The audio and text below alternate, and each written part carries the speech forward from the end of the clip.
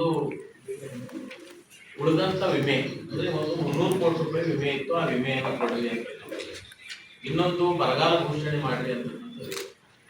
ಇಂಥ ಸಂದರ್ಭದಾಗ ಸಾಲ ಮನ್ನಾ ಮಾಡಿ ರೈತರು ಅಂತಕ್ಕಂಥ ಈ 3 ಅಂಶದ ಒಂದು ಮನವಿಯನ್ನ ರಾಜ್ಯದ ಮುಖ್ಯಮಂತ್ರಿಗಳಿಗೆ ಕೊಟ್ಟಿದ್ದೀವಿ.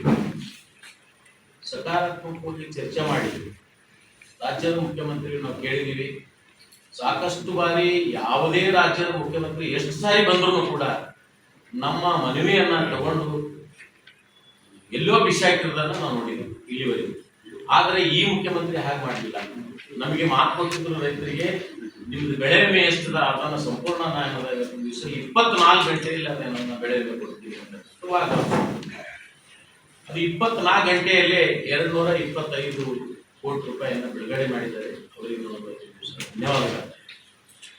ಜೊತೆಗೆ ಪ್ರಿಯಾಂಕಾ ಖರ್ಗೆ ಅವರು ಕೂಡ ಇದ್ರು.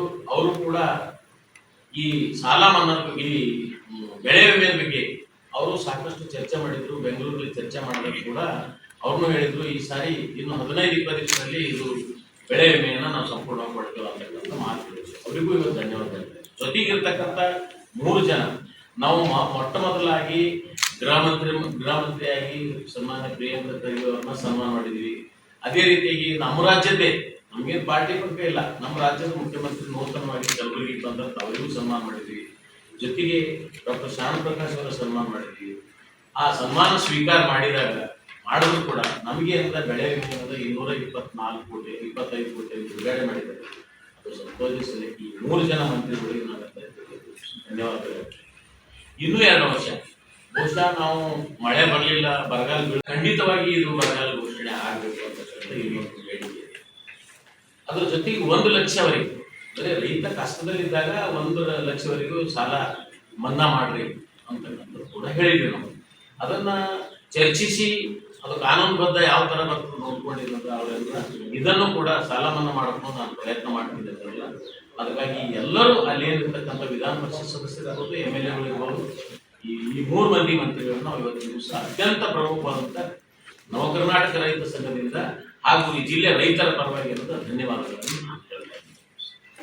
ಅದಕ್ಕೆ ಅದು ವಿಮೆಯನ್ನ ಬಿಡುಗಡೆ ಮಾಡ್ತೀನಿ ಅಂತ ಹೇಳಿ ಬಿಡುಗಡೆ ಮಾಡಿದ್ದಾರೆ. ಅದು ನಮ್ಮ ಬಂದು ಮುಟ್ಬೇಕಲ್ಲ, ರೈತರಿಗೆ ಬಂದು ಮುಟ್ಟದಾಗೆ ಅದು ವಿಶ್ವಾಸ. ಹೀಗಾಗಿ ಯಾವಾಗ ಮುಟ್ಟೋದು ಗೊತ್ತಿಲ್ಲ. ನಾನು ಮಾತಾಡಿದಾಗ JD ಅವ್ರಿಗೆ ಮಾತಾಡಿದಾಗ ಒಂದು 10 ದಿವಸಗಳ ಕಾಲ ಬೇಕು, 10 ದಿವಸ ಆದ ನಂತರ ಎಲ್ಲ ರೈತರಿಗೆ ಜಮಾ ಮಾಡ್ತೇವೆ ಅಂತ ಹೇಳಿದ್ದಾರೆ. ಇದು ಬಹಳ ಸಂತೋಷದ ವಿಚಾರ.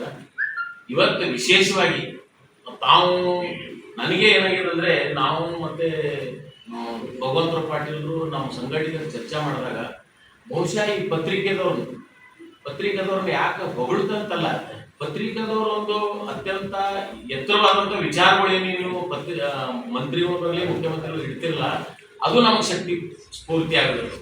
ಆ ಶಕ್ತಿಗೋಸ್ಕರ ಕೆಲಸ ಮಾಡ್ತದೆ ಅಂತ ಅನ್ಸುತ್ತೆ. ನಮ್ಮ ಹೋರಾಟಕ್ಕವರೇನು ಅಷ್ಟು ಬೆಲೆ ಕೊಡಲ್ಲ. ಆದ್ರೆ ನೀವು ಕೇಳ್ತಕ್ಕಂಥ ಅಲ್ಲಿ ನೋಡಿದೀನಿ ನಾನು, ಸುಮಾರು 70-80 ಜನ ಮಾಧ್ಯಮದ ಪ್ರತಿನಿಧಿಗಳು ಇದ್ರಿ. ಒಳ್ಳೆ ಫೋರ್ಸ್ ಆಯ್ತು, ಒಳ್ಳೆ ಸಿಸ್ಟಮ್ ಆಯ್ತು.